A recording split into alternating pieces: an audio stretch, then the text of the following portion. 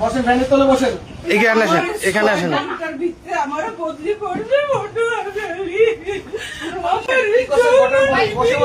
হচ্ছে 21 তারিখ ঠিক আমারে বলছো জান্নাত আমারে বলছো আমি বলতে পারতেছি না বলেন চেহারা কথা দাও ওনাকে ধরে বলা না স্টাফ কোথায়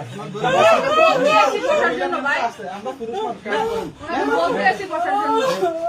কিছু ঘটনা কি বলেন আমারে তুলো আমারে ধরে কোটাতে বসা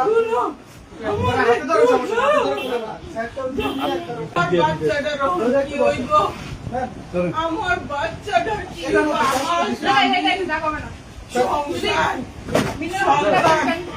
আমাকে যৌন নিপীড়ন করা হয়েছে, আমাকে যৌন হেনস্থা করা হয়েছে।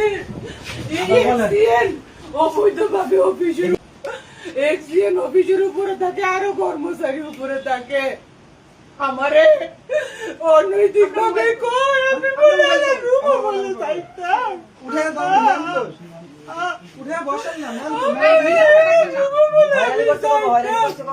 আমারে 21 তারিখ থেকে আগের থেকে আবার আগে প্রস্তাব দে এবারে রুমো বলে যাইতাম এক্সচেঞ্জারে রুমো বলে যাইতাম বেড়ারে বলে খুশি করতাম আর নাহলে আমারে বলে বদলি বলে করে দিব। নাম আবুল খায়ের, নির্বাহী প্রকৌশলী আমার অফিসের। এরপরে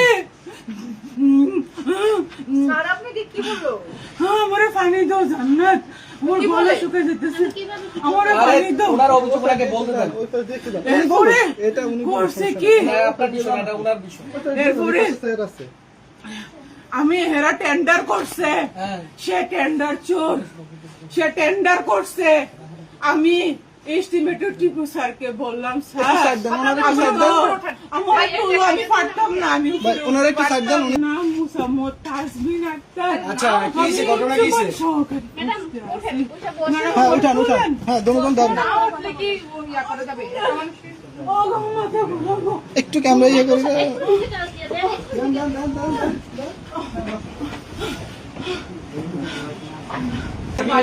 আপনাকে এই প্রস্তাব কবে করছে?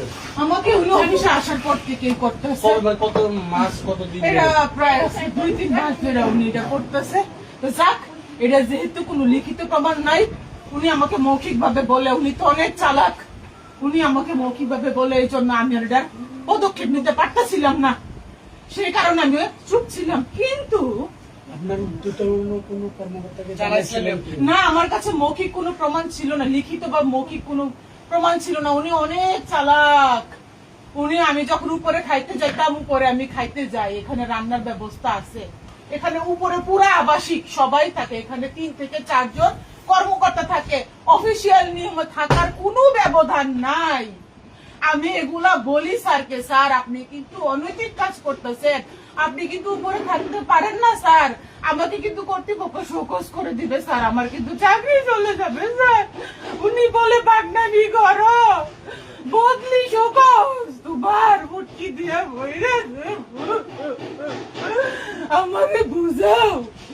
আমি স্যারের কইলাম, স্যার আপনি যে লাস্ট যে টেন্ডারটা করলেন 19 প্যাকেজের, আপনি যে লটারিটা করলেন স্যার, আমি তো কইতাম পারি না, মেমু বই চাইয়া আমি দেখি স্যার এই লটারির উইনারদেরকে আপনি পে অর্ডার সঠিকতা যাচাই করার জন্য চিঠি দিচ্ছেন স্যার। সেই স্মারক বই আমার লেখার কথা স্যার, ওই স্মারক বই আউটসোর্সিং লেখে, এই ব্যক্তি আউটসোর্সিং লেখে আমার স্মারক বই।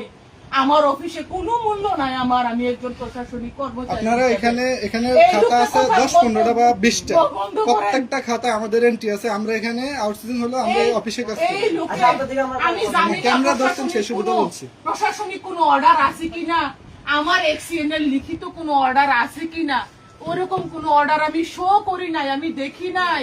তারা যে মেমু বইটা তারা যে লিপিবদ্ধ করতে পারে, এই অর্ডার তো আমি দেখি নাই স্যার, তো আমাকে দেখাই নাই।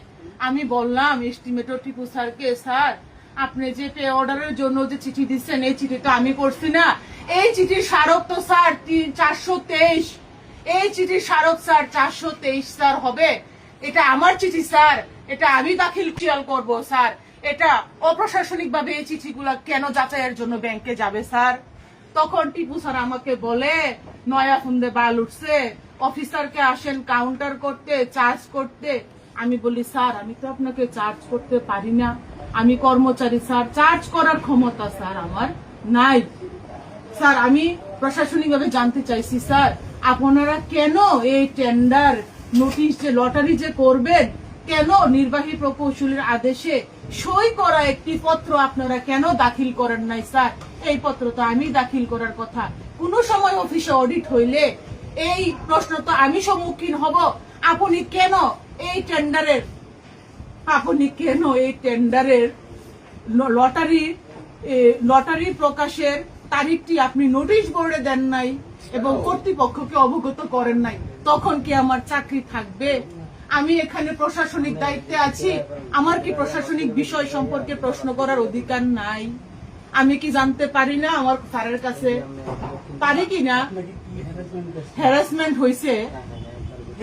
হইল গিয়া